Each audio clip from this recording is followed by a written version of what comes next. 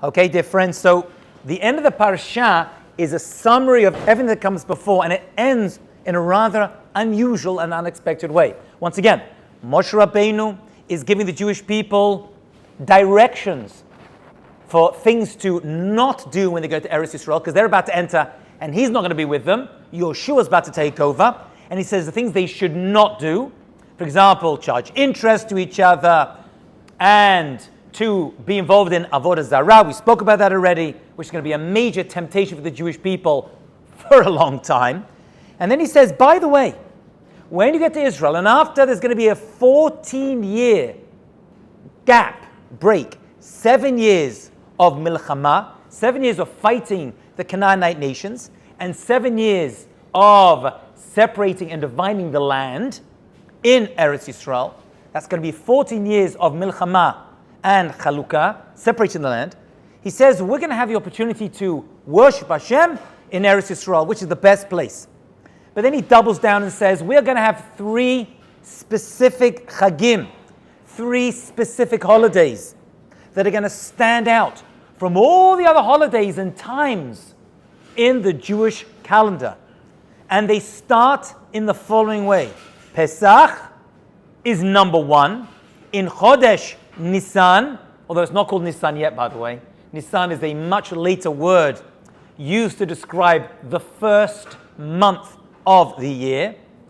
Actually, that came around in the Babylonian time. We see it for the first time being called Nisan Iyar Sivan Tammuz in the book of Esther, because it's Babylonian. However, in the Torah, it's called the first month.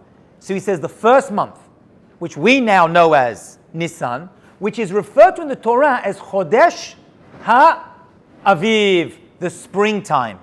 The springtime, Chodesh HaAviv. That's when Pesach must fall out. More about that in a second. Following that, we have the next one, holiday, which is Shavuot, which is going to be 50 days after Pesach. And that 50 days, we're going to see, follows the same pattern today as it did thousands of years ago. And after Shavuot, there's going to be a break. And then we get to the third, which is Sukkot. We have, my friends, what are referred to as the Shalosh Regalim, the 3-foot festivals. Why are they called 3-foot festivals? Because the Jewish people would go by foot from wherever they were in Eretz Yisrael, and they would travel to Yerushalayim, wherever Hashem decides should be the place to bring their korbanot through the years until the Beit HaMikdash was going to be built. These 3 holidays are always mentioned together. You'll notice in this parasha, it is not mentioned Rosh Hashanah or Yom Kippur, although those days did exist even back in the times of Moshe Rabbeinu. And the idea is because those are not days of celebration when we had to make our way to Yerushalayim. These holidays were. And it doesn't even mention the various mitzvot that we did because we're focusing on the traveling part, the going together as families. Listen to this beautiful idea of how these 3 holidays, Pesach, Shavuot, Sukkot, fall together and why they always follow each other, although they are separated by days and sometimes months. So the rabbis tell us that our relationship to HaKadosh Baruch Hu is like a marriage. This metaphor, this mashal is used again and again and again. So Pesach, what happened? We met HaKadosh Baruch Hu. We met God on Pesach, right? We were in Mitzrayim. Hashem brought down the plagues, and He took us out with a Yad Chazakah, and He pulled us out from Mitzrayim. That was the first time as a nation we met Hashem. That was the Shidduch, right? Everyone's talking about Shidduchim nowadays. That was the Shidduch of the Jewish people meeting HaKadosh Baruch Hu. So that's one thing. Then what's Shavuot? What's Shavuot, my friends? Shavuot is what comes after the Shidduch? All the parents meet together. They're going to figure out who's paying, how we're going to pay for this whole wedding, how we split the wedding, who's going to pay for which guest, where it's going to be, right? The caterer, the hall. Baruch Hashem, we see now there are many chatunot. I don't get a free evening these past weeks. It is the chatunah. It is the wedding, exactly. It is the wedding of them coming together. Who pays for what? Is it 50-50? Does one side pay for some guests, the other pay for flop? You know flop? Flop is flowers, liquor, orchestra, photographer. Right? That's the flop. Do we have that situation going on? Whoever pays for what? That happens at the Chatmunah. And that is Shavuot. And actually, one of the metaphors that they give for the chuppah is Har Sinai. Because the Gemara tells us, actually it's based upon a pasuk, that we stood tachtit har, under the mountain at Har Sinai. So the mountain, the rabbis tell us, was dangled over our heads like a Damocles sword.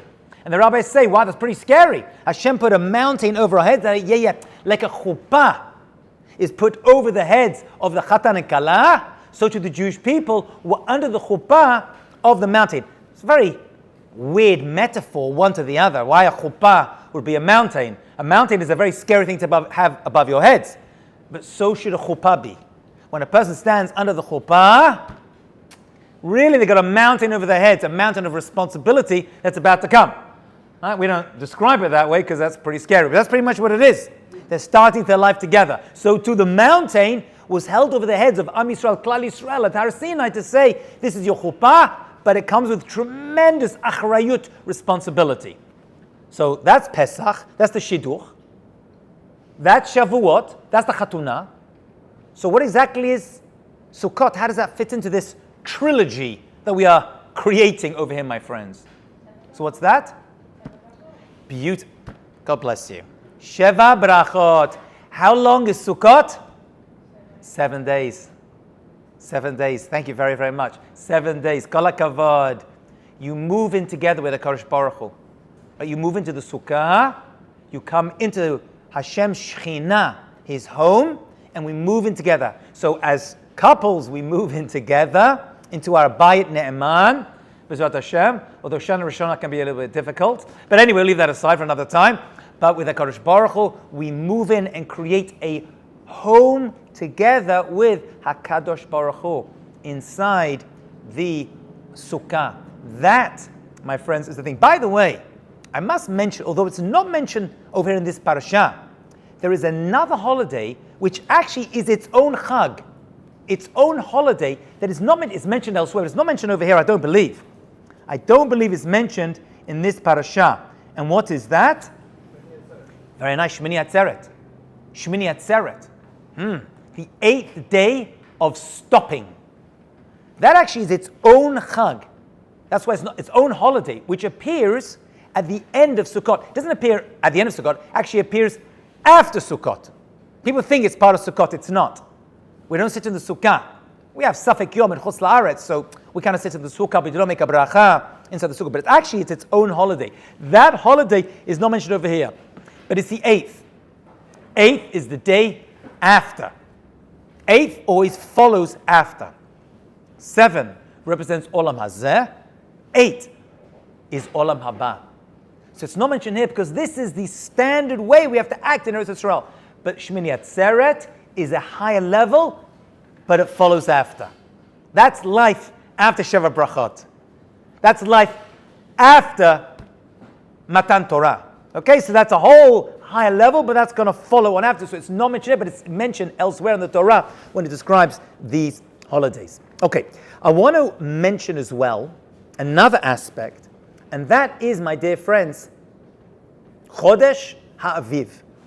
Why does Pesach have to appear in the springtime?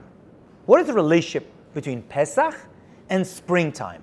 That's what the Torah says. We were taken out in the spring, and we have to celebrate Pesach every year in the springtime.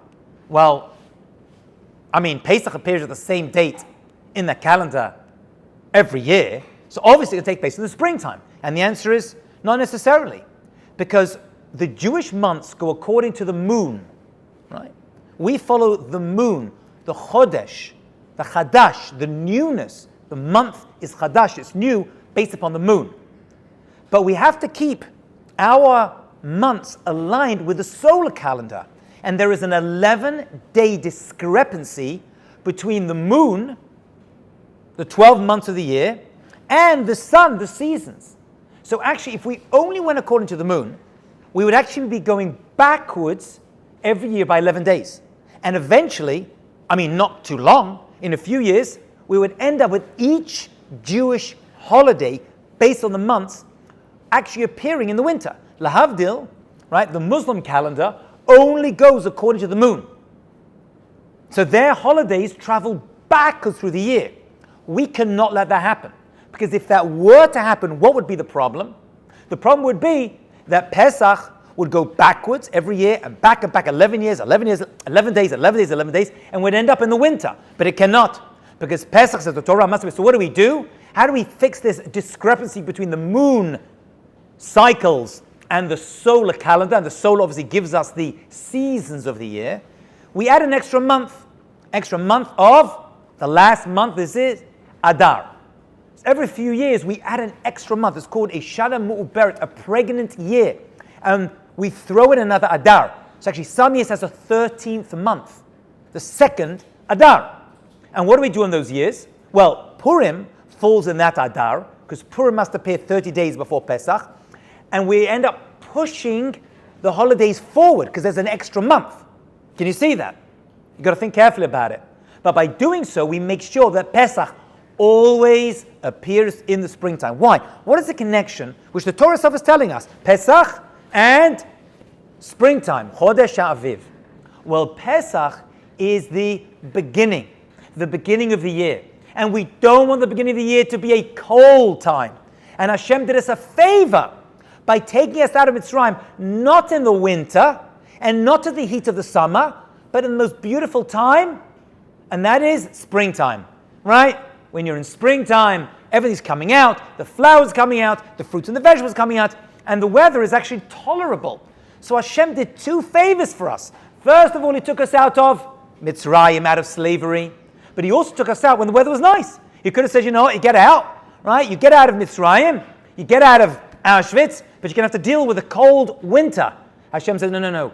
I'm giving you a double miracle and a double chesed. I'm letting you out, and I'm letting you out where the weather is nice. You're going to go through the desert when it's actually a very, very nice time to go out. So by celebrating Pesach in Chodesh Aviv, in the springtime, we are remembering Hashem's chesed, goodness taking us out of Egypt, and that He did it in a very, very nice way. You could be dragged out of Mitzrayim in the cold winter, and believe me, it gets cold in the desert. I've been in the Sinai desert when it's cold, not too pleasant, but also He did it in a very nice time when the season is more able to take us. Okay, that is the springtime. So that's one reason. Also, springtime speaks of freedom. And everyone knows that. When you want to start, right, when is the most popular time for people to have an uprising? Right? The Arab Spring, La Abdul. Happens in the spring. Why the springtime? Because they ain't going out in the summer. You know what I'm saying? They're too busy. Right? And they're not going out in the winter because that's too cold. So the world itself, the rabbis tell us something very, very deep. Listen carefully. The world itself speaks of freedom in Chodesh Aviv. And it always did. So it's like this. It's not that we celebrate Pesach because it's springtime. It's springtime because it's Pesach. It's the other way around. In other words, there's something called Aviv. Aviv always was, predating the Exodus from Egypt, predating Mitzrayim, a time of freedom. The world itself, the ground, the trees, brings out its produce. You know what else can go free at that time? The Jewish people. We have the ability at that time to enter a world of freedom. So it's not that we celebrate Pesach because the Jewish people left Egypt, but the Jewish people left Egypt because it was Pesach. It's an event that's associated with a time and a place. And time and space, as I mentioned many times before, and we'll talk about this Shabbat, those who are here, are connected deeply. Time and space. You can't escape from either of them. So the space was Mitzrayim, and we got out. And the time was springtime, Chodesh Aviv. So the time was good, and the place was good. And that's what allowed us to go free. So Hashem set up the seasons this way so that in the Jewish year 2448, that's 3,339 years ago, whatever it is, we were able to go out because it was springtime. It's what caused our release. And that's why Pesach is called Zman Cherutenu, the time of our freedom. Now the word Zman means time, but there's other ways to say time, like Sha'ah. Why Zman? The word Zman, Zayin, Mem, Nun, the word Zman is the same root as Zimun. Zimun is to prepare. Lezamen is to invite. So Hashem, listen very carefully, it's a deep idea, but we'll finish with this. Hashem invited us, Lezamen, to prepare us to leave Mitzrayim and to go free. That's what the word Zman Cherutenu, the time of our freedom. Time was prepared from creation. That's 2,500 years even before we got out of Egypt, was prepared that way. And by the way, it's not just Mitzrayim and getting out of Egypt, it wasn't just a one-off experience. Every single year, when we get to Pesach, there is the ability for us to go free. There is something chirut, freedom based inside. Why? Chodesh Aviv. Why? Springtime. It was set up that way. So it shows that getting out of Egypt wasn't a one-off event. It's a yearly event. And by the way, it goes the same with every holiday. It's the same with Shavuot, Matan Torah, the giving of the Torah at Har Sinai. It wasn't a one-off event. It's every single year. That's Zman Torotenu. And it's going to be the same with Sukkot. What's Sukkot? Sukkot wasn't a one-off event. Sukkot happens every single year. Zman of Simchatenu, a time of our happiness. Because the time from creation was prepared that way in order to allow us to receive Simcha, which is another discussion. What's so happy about Sukkot when you leave the comfort of your home and sit inside a leaky roofed hut? Okay, that's another discussion. We've got to figure out why that makes Simcha. The truth is because it's all about Emunah, and Emunah, faith, goes together with the Simcha, and we put our faith in God by sitting in this leaky roofed hut, right? On Sukkot, which is also a good time of year, the end of the summer, right, in the autumn time. So we'll leave that aside. That's a very interesting discussion. We can talk about more about that in the future. But in essence, every holiday, every time, every Zman is prepared from creation to allow us to maximize it, especially on these three holidays. Pesach, time of freedom. That's freedom time because of the springtime that comes with it. Shavuot, 50 days later that we build into. That's a time of Torotenu. The Torah is given to us every single year. And of course, Sukkot, with time of Simcha, of happiness, which occurs every single year as well. Have a great and successful day. Chazak Baruch.